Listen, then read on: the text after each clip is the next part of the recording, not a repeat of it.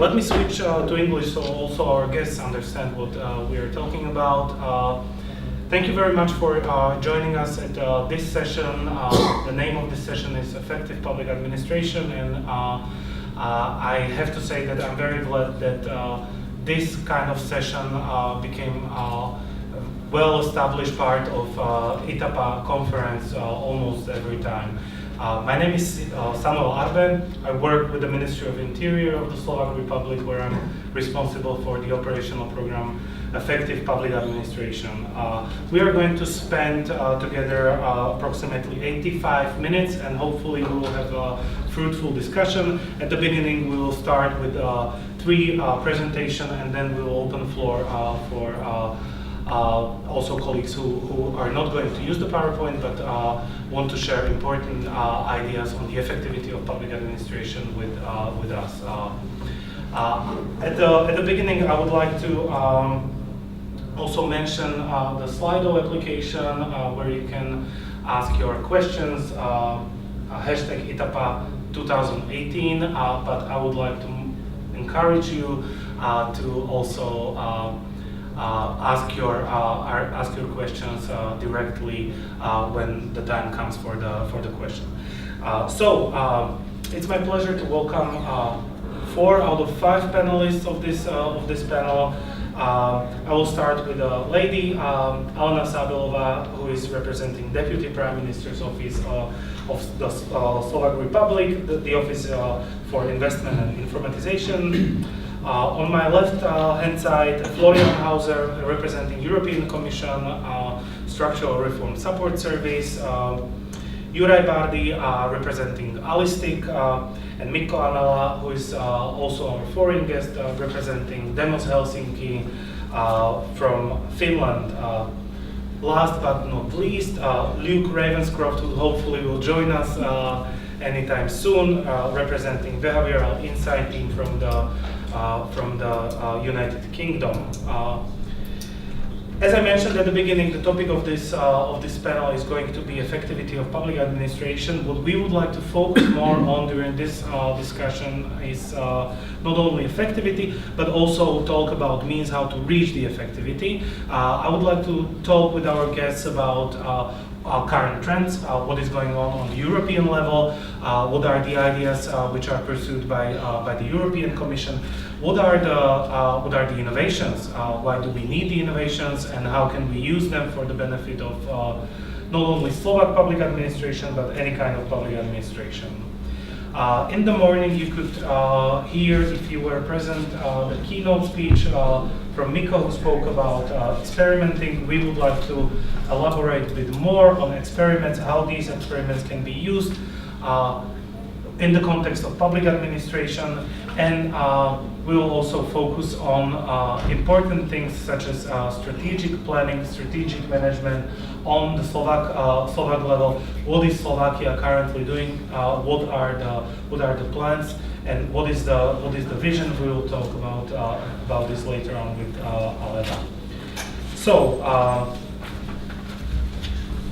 this is for the introduction, and each of the presentators will have approximately 8 minutes for their introductory presentations, and I would like to now hand over to Florian. And maybe a first question, hopefully the presentation will answer this question, and what do you see are the key principles for ensuring quality public administration? Florian is a person who is very close also to the operational program Effective Public Administration. Florian's been with us since the very beginning, some 5 years ago. He knows the program, he knows the Slovak context, and he's also a crucial person within the Commission and within the Structural Reform Support Service. Florian, floor is yours. Thank you, Sam.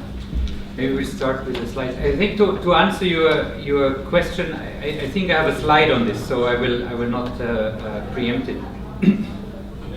Maybe what you were saying, I used to work at the Directorate General for Employment. That's the Directorate General in the Commission that coordinates the European Social Fund, and within that I was coordinating the funding to public administration. So we have a a budget of about 4.5 billion euro. And now I moved to a new service that we call Structural Reform Support Service. And we have very little money. Yeah? So we only have about 140 million. So from, but I decided to move there. And why would you move to a body that has much less money? Well, it looks like that in the new financial period, we will be having 25 billion euros. But also we will work in a different way. So at the moment, as you know, you have so-called operational programs, and then we have a so-called shared management system. That means Slovakia is in the lead of managing the program. In the future, the Commission will manage all the funding directly.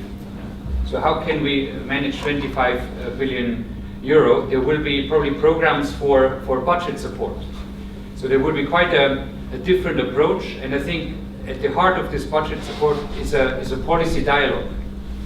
What we find, with the shared management system, we focus a lot on absorption, but not so much on results. So this will also be a little bit of a theme in my talk. But since I don't have much time, maybe we can start with the next slide.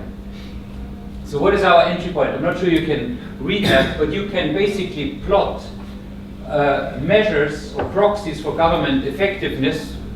There are many different indicators. This is an example from the World Bank, and you can plot government effectiveness to global or proxies of global competitiveness, and you will see there's a big correlation. I think this is an important entry point for us. We in the EU, public administration is a non-topic. It's not an EU policy theme. Every administration is different, but it's a very important horizontal theme to achieve all the EU objectives, be it growth, competitiveness, employment, social equity, environmental sustainability.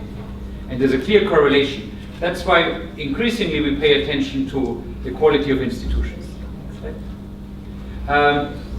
Because you ask about trends, because this is not our core topic, in the past we haven't really been, we haven't developed so much our own global indicators on public administration, but we work with World Bank, with OECD, or here there's an index called Sustainable Governance Indicators by the German Bertelsmann Foundation, and they do a quite nice mix of quantitative and qualitative indicators.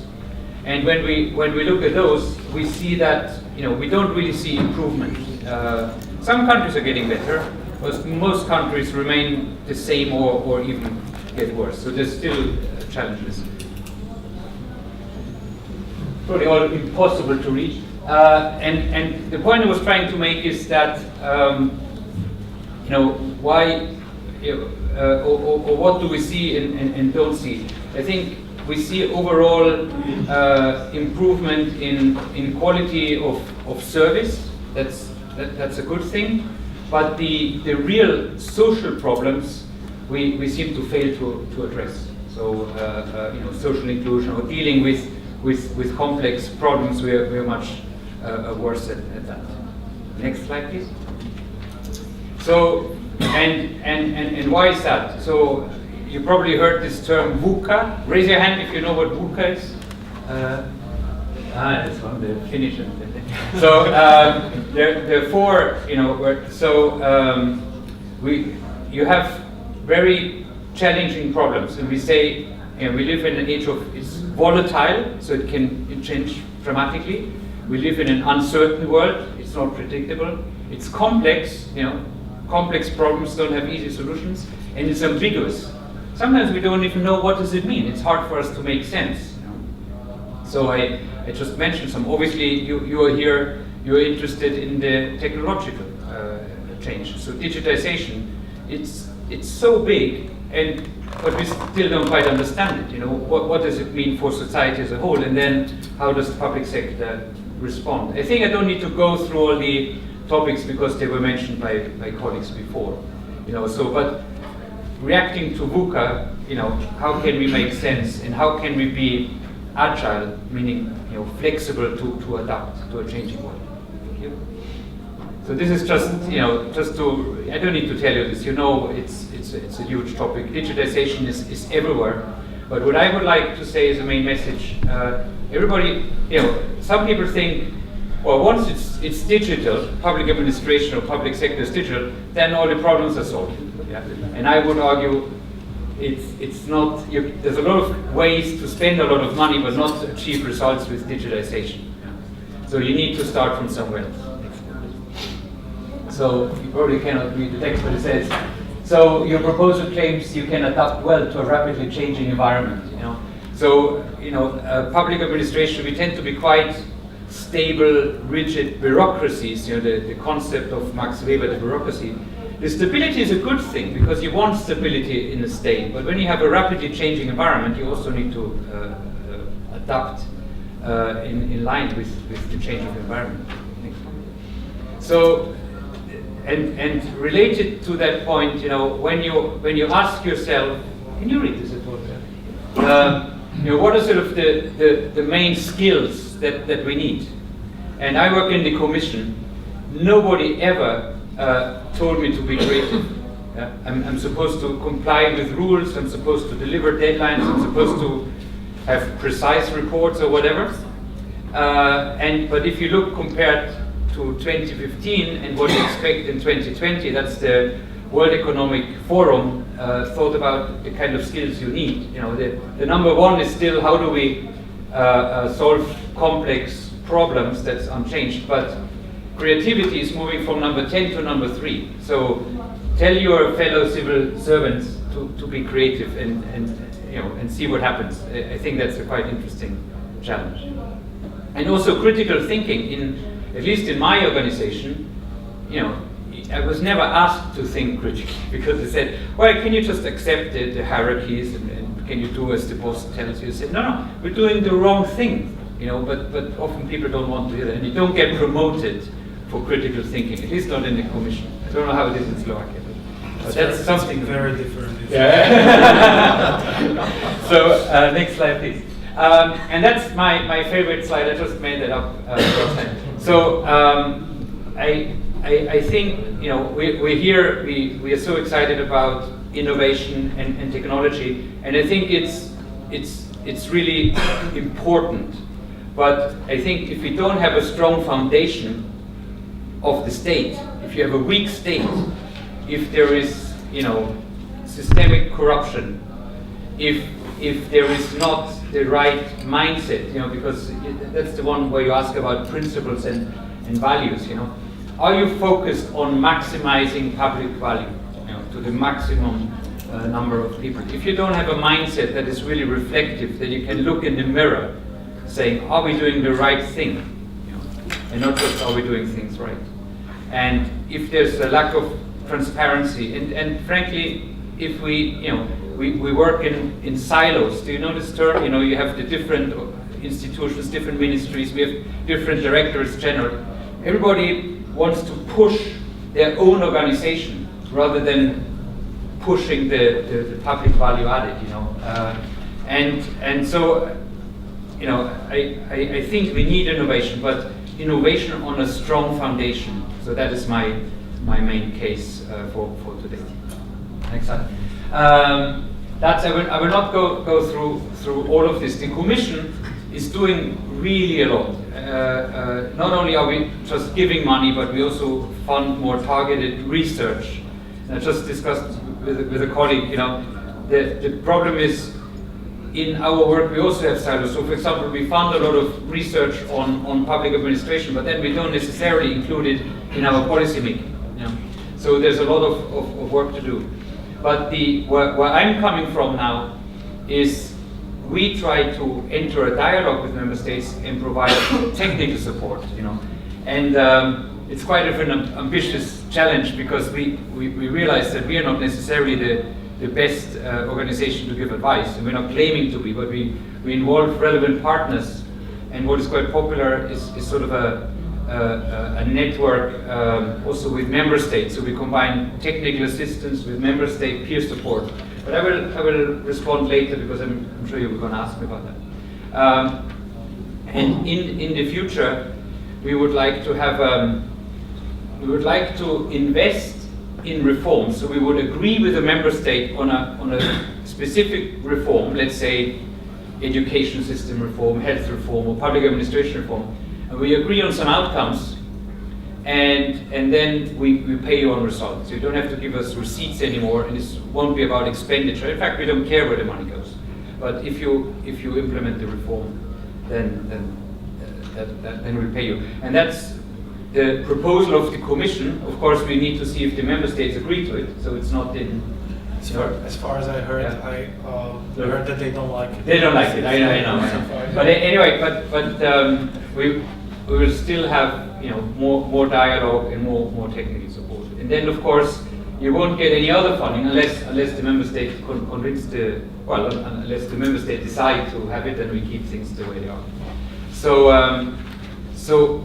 what I find interesting, even though it's not an official policy, we really do a lot. And we also have sort of soft standards. So if you know the Tallinn Declaration, the once only principle, the digital by default. So we set certain standards that and member states react to that. So we do a lot. Maybe one more. And as I only have 8 minutes, you can read the gist of what I've been saying in something that we call a European semester thematic fact sheet on quality of public administration. If you share the slides, you see that. So this gives you an overview of where we see, how we understand good public administration and where we are at the moment. And the next one, this is our sexy technical guidance document that we call the Quality of Public Administration Toolbox.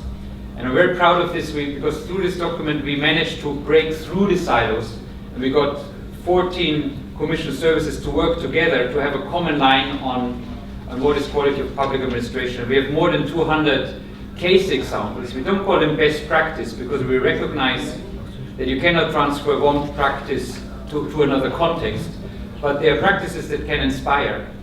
And they're from all member states and from outside the EU. And and we look at the whole cycle, how you make good policies, how you involve stakeholders, how do you run public organizations, how you invest well in public administration reform and so on. So have a look at the toolbox, and that's from me. Thank you very much, Florian. I really recommend to take a look at the toolbox. It's very interesting. If I'm not mistaken, this is the second edition. So it's updated, upgraded version of the toolbox. So warmly recommended. Thank you for the presentation. Now I would like to move to Juraj, and Juraj's topic for today is about innovations. I would like to ask Juraj if you could frame how do you see that innovations can influence not only the public administration, but the innovations, how can the innovations influence also our future? Because what we see very it's a rapidly changing environment, a lot of new things going on. What is your point of view, and how can public administration and the government change thanks to innovations? If we, as a public administration, want somehow to adapt to these radical changes, also driven by technology and so on, we need to follow and really to be able to respond by a new way of doing things.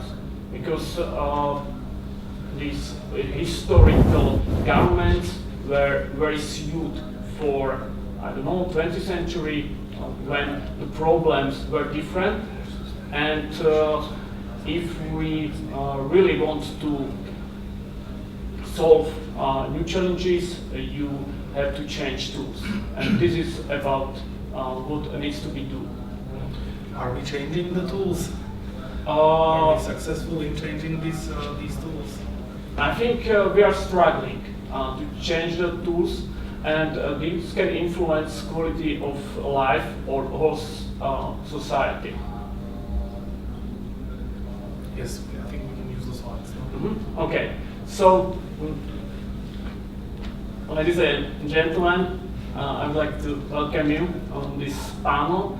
I'm going to talk about key innovations which are promising to transform the government in order to be able to deal with these new challenges, as climatic change, as overpopulation, demographic crisis, and also new digital economy, which has slightly different rules at what the bureaucracies were originally built in this end of 19th century.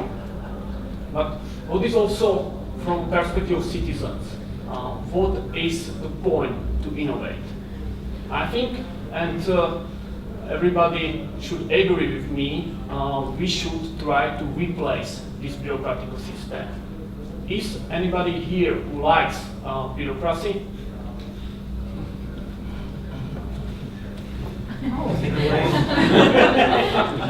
I think Depends how you define it.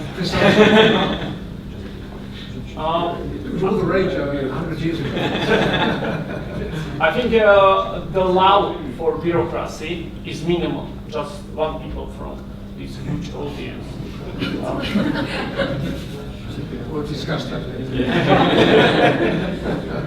Now, maybe first time in history, we are in point when we can change it by these new technologies, and we can go from these old rules following based on forms and prescriptions and written documents and everything what we imagined when we heard about of bureaucracy. We can change it and create a system which will be maybe more oriented on actual problem solving, or which engage citizens more to public questions.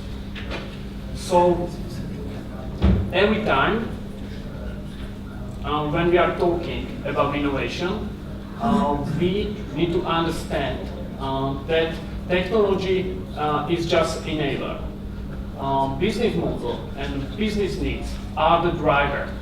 And if we do it like just implement new technology, it is a good way how to fail it. Today, I'm going to present to you 5 very promising technologies which have proven business models.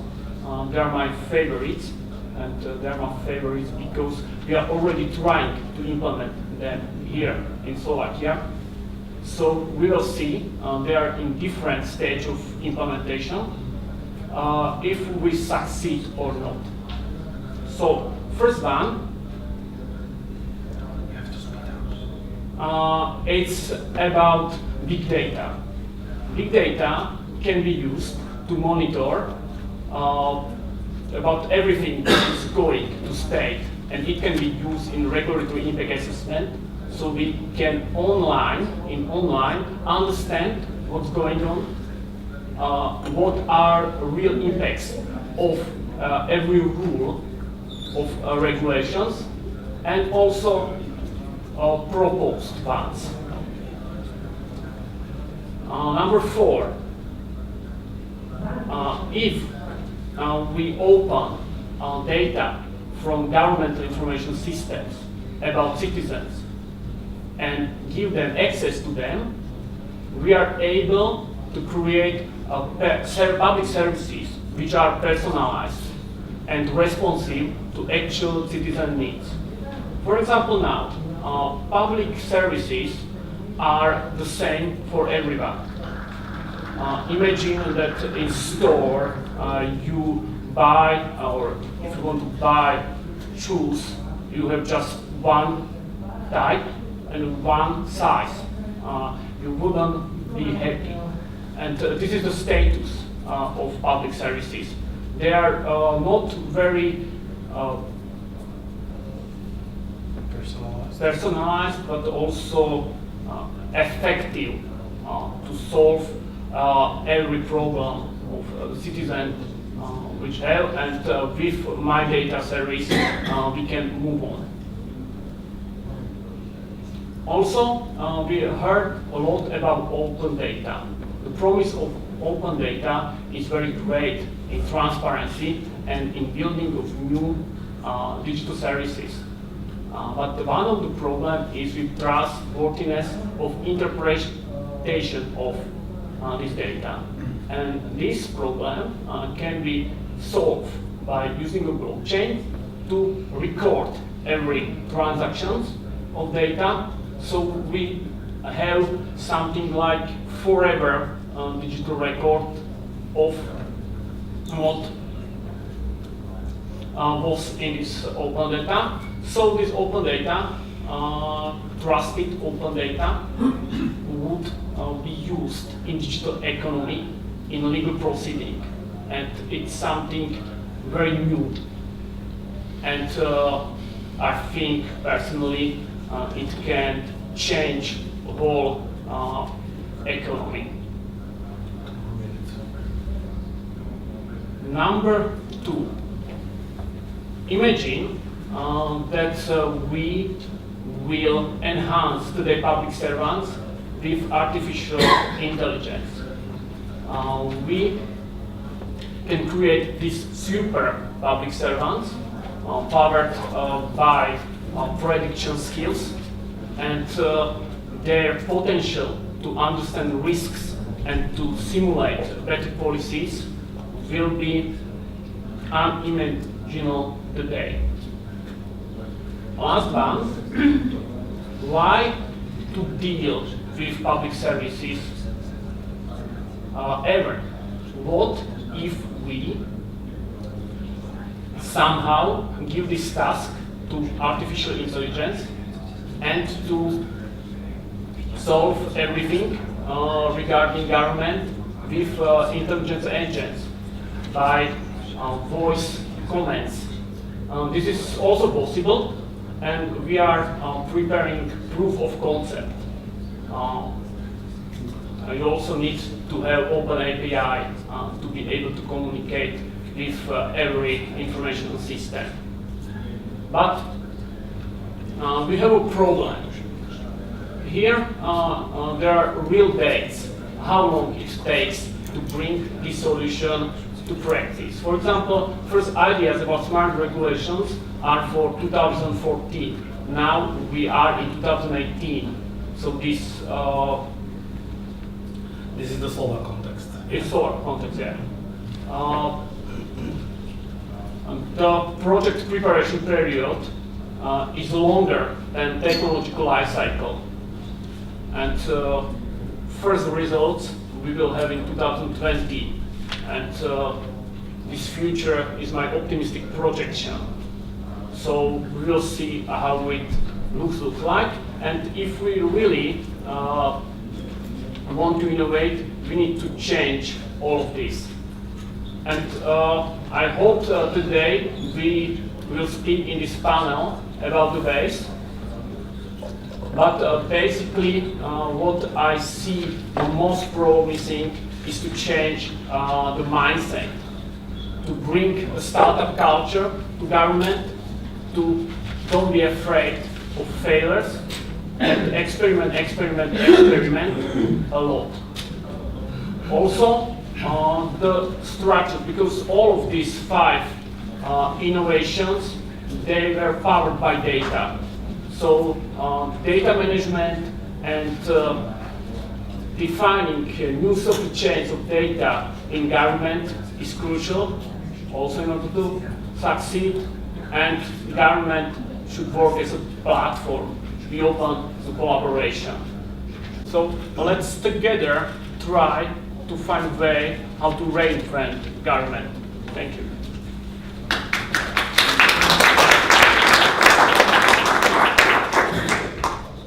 Thank you very much, Juraj, for showing us a lot of, I'm sure, thought-provoking ideas. I hope that also our guests in the panel will be able to comment on these, because we're here not from one country, we're from more countries, so it would be also interesting to compare what are the different levels we are currently at. I'd like to now turn to Luke and ask you, Luke, what do you, or do you see something from, for example, Jura mentioned here, personalized AI agents assisting citizens. Do you have something like this in the UK already? Are there any plans? Is BIT maybe thinking about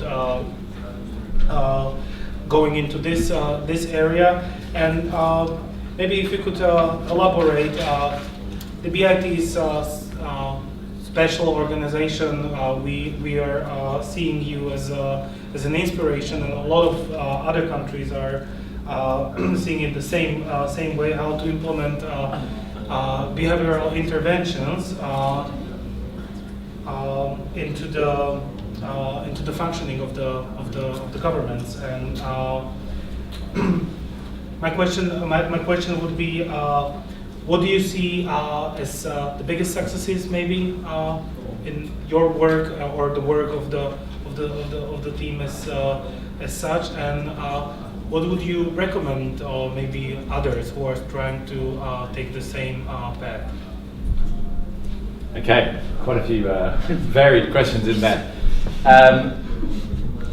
Yeah, so I guess, first of all, very apologies for being late. This is like an example of bad behavioral science in action. Don't be late shows sort of lack of respect. I was under the wrong timetable, so it's not some clever trick. Apologies for that. Was everyone here in the morning session? Yes. Yeah? Okay, great. So yeah, I guess there's no need for kind of an introduction then in terms of what we do. I'll try and pick up a few of those questions, and then I guess it'd be great to hear from what the questions are in the audience. I think, let's take your question on the biggest successes. I mean, for us, I'm super excited about, AI, blockchain. We now have a data science team. It's a small group of people in there trying to apply data science to government problems. And they're finding some successes. And I'm excited about all of these innovations, but I would just say, you can be pretty innovative in government without kind of dipping into blockchain, artificial intelligence. Most of the projects I've worked on, which is quite a few at BIT, have involved pretty simple changes. And the innovation really is not from our team coming in and saying, we've got this genius idea, we've read all the psychology literature, and we've come up with a slightly easier way that you can get businesses to register their existence or get companies to access healthcare.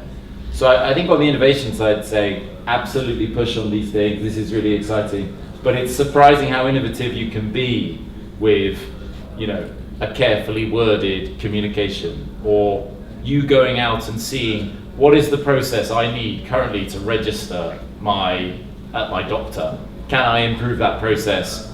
Can I take part in that process? And then I realize how difficult and annoying it is, and break it down and change it, make it simpler, and then test it. So, our data science team have found some really exciting ones, but actually you can be very innovative with very little.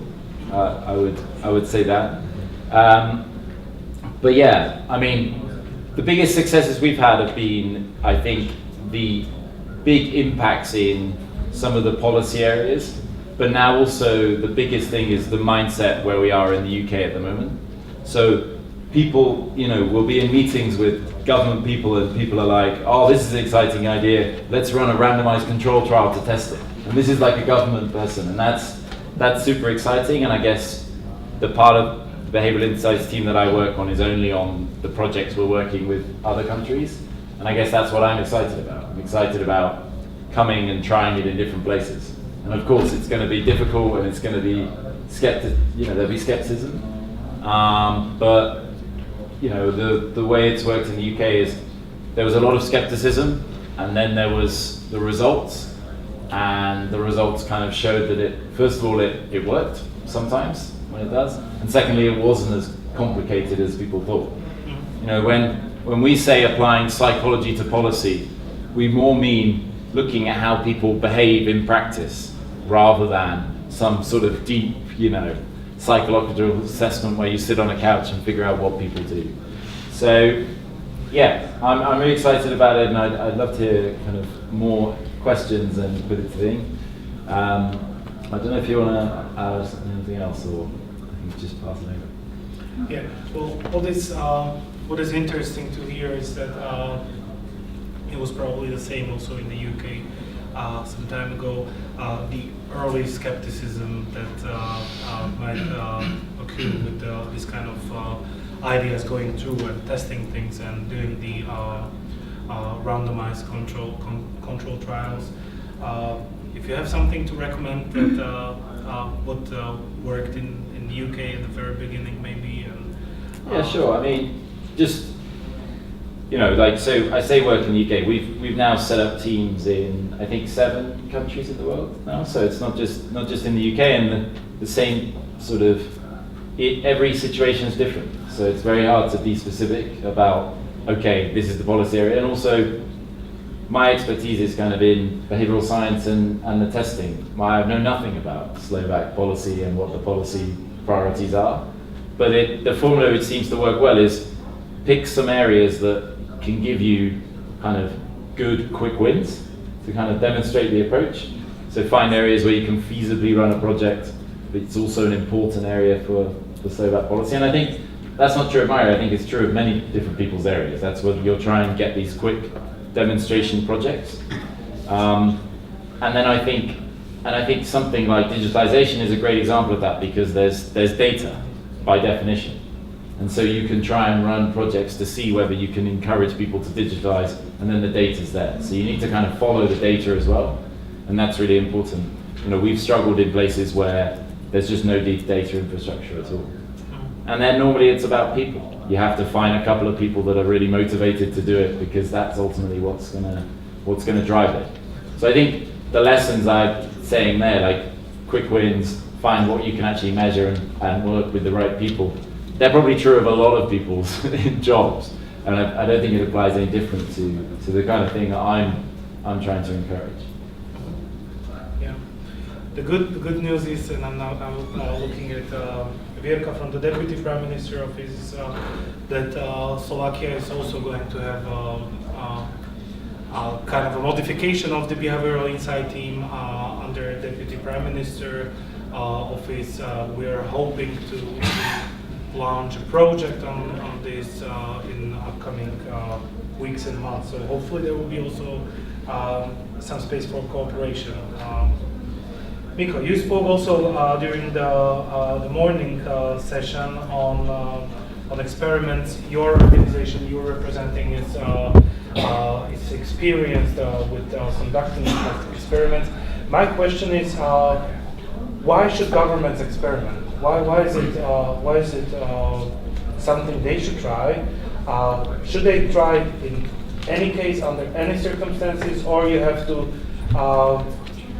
have some preconditions in order to be able to experiment? Is it something you can start at any stage, anywhere, anytime? Yeah, well, that's a very good question. I tried to build on a little bit on Juraj and Florian and everybody here. And also come back to the very main question of the conversation, which was the efficiency of public administration.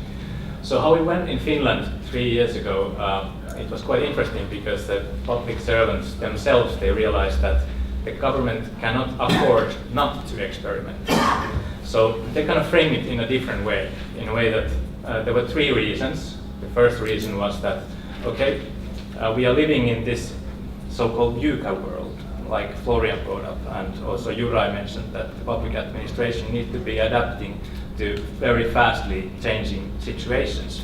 So planning in some situations it becomes a little bit redundant. You just can't plan that well when you can't really forecast what's going to happen in 2 or 3 years. Or then with very big reforms. For example, in Finland we have a social and welfare reform going on. It's been under planning for more than 10 years. 3 different governments have been planning it. It always comes back because it's too big to plan perfectly.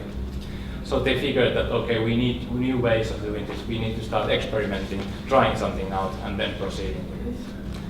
The second thing was that it seems that in today's world, the public administration is not that capable of grasping into opportunities that come fast. So let me illustrate this with an example. If you think 10 years back, if you think about, for example, Airbnb, if you think about the idea of Airbnb back then, if somebody said to you, there's somebody coming from abroad, from a totally different country, you don't know him, you don't know this person, don't worry, he's gonna stay 10 days in your apartment, you will go away, you will totally trust this person, and that's okay. 10 years ago, that idea is totally lunatic. It's crazy idea. Why to trust this person? But this kind of business grew into a business of, I don't even know how many dozens of billions today. It's bigger than the Hilton hotels. Because they started developing it through experimentation, starting from very small, having these people lying on the old living room on air baths, and starting from there, gathering evidence, growing it into bigger. That's the only way of developing radical innovations, I would say, through experimenting, through learning as you go. And this is very difficult for public administration at the moment. Thirdly, the third big reason was that they realized that many bad initiatives, bad policies, services live too long if we don't actually experiment and see how they work and how they don't work. So, I mean, obvious reasons, big reasons, and at the same time, I would like to emphasize one thing. That experimentation, after all, is not that new of a thing. Actually, I printed one small quotation for you guys. I let you guess who said it and when it was said. So here it goes. The country needs, and unless I mistake its temper, the country demands bold, persistent experimentation. It is common sense to take a method and try it. If it fails, admit it frankly and try another. But above all, try something. Winston Churchill. Pretty close. No. Any guesses? Margaret Thatcher? Anyone? Barack Obama? It's a good guess, but Thomas wrong. Jefferson. Slightly older. One more. Really good. It's Franklin D. Roosevelt, 1930s. So already in 1930s he said that. And I suppose he wasn't the first one, he's just the most famous one. So for me, this kind of tells that the society has realized the value of experimentation for a long time, and public sector as well. But I bet that 80 years ago in the US they had a little bit similar panel discussion with bright experts, and we were agreeing that yes, change must happen. Then everybody went home and clapped and thought that yes, very interesting. But it's difficult, because I think Juraj also mentioned something like this. We need to be changing the system towards something. The system needs to be able to grasp into big opportunities and be solving big challenges. And system level change is very difficult. But I think very recent examples show that it's not impossible. For example, if you look at the private sector, if you look at Google, it's been reported that they run around 12,000 RCTs every year. RCT is a systematic randomized control trial. Of course, they do it in a digital environment quite often, which is a little bit more easier, but still, it's a tremendous amount of experimentation. 5 to 10% of these experiments lead into business changes. So that is a huge organization utilizing experimentation in their everyday work. That's also something that Finland is trying to do at the public sector level. They have elevated, as I mentioned in the morning, they have elevated experimentation to the government program. They try to build the infrastructure that kind of enables public servants in a decentralized way to initiate experimentation when they see that it could be beneficial. There could be many things I could say about this, but because of the limited time, maybe I could emphasize a couple things from learnings, because I work with Finland and also the UAE, very high level civil servants, and also been to a couple other countries. A couple of very practical level things that you need to take into account if you want to help the public servants to innovate and do experiments on their own. I have 6 over here. Maybe I go through just a couple of them, and then we can go through them in a conversation. So one thing is actually I think it's a behavioral thing. So it's personal incentives for experimentation and innovation. I tell you a little story. A couple of years ago, I was organizing this training program for high-level civil servants in Finland, and to be honest, I think the camp went really well. It was a 3.5-day camp. After the camp, we were sitting in a bar with the leaders, and after a couple beers, one of them said that, "Hey Mikko, I really like this camp. It was really good. But tell me, why would I actually start doing these experiments? Why?" And then I tried to explain all the things that I just told you. You know, public administration needs it. This is a big mission that all of us have. They're like, because I have a career, and you know, if I start doing something in a new way, which I don't quite master yet, it's gonna be evaluated. So why, if I want to proceed and become a bigger leader in my organization? So, I mean, you could take this negatively and think this cannot be solved. But for me, it's just that you need to start thinking on this level. You need to start thinking on a systemic level and think how to build individual level incentives for experimentation or other innovation activities. They can be social incentives, meaning that your friends will admire you for some reason, or they can be financial, they can be career or something like that. But that's just one very practical example of a bottleneck that is existing. Maybe one more thing. Another example from Finland. So when you experiment, you need to be usually treating people in a different way. So if you guys are an experiment group and you are the normal group, I will give you something, and for you, I won't be giving something. So this can turn into something quite unethical. This can turn, if it's not unethical, it can still be a problem in terms of regulation and legislation. I hear today that Slovakia is starting to do experimentation, which is a great thing. I strongly encourage to take a look at this kind of regulation, legislation thing before you start. Because otherwise, when you start to do something very innovative, for example, in Finland we are testing these driverless buses on the streets of normal cities. It's pretty difficult to do that if the regulation and legislation matters are not up to date. And usually when you do radical innovations, this is not the case. So what you want to do there is to couple up those innovators and regulators together, co-create together with them, and use your urban space as a test base and test with real users. I guess I want to finish here so that I don't speak forever. Yeah. Thank you very much. We shall indeed leave something also for the discussion. You opened a couple of interesting points and topics. Hopefully, we will be able to come back to it. Now, I'd like to pass the floor to Alena and. Your section at the Deputy Prime Minister Office, we see your section as one of the most innovative within the public administration, and very useful and important things are going on under your guidance.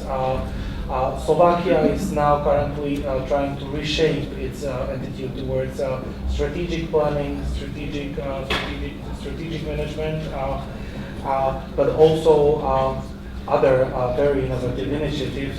Just yesterday we were approving the reform intent or project dedicated to smart mobility, as you mentioned, driverless buses in Finland.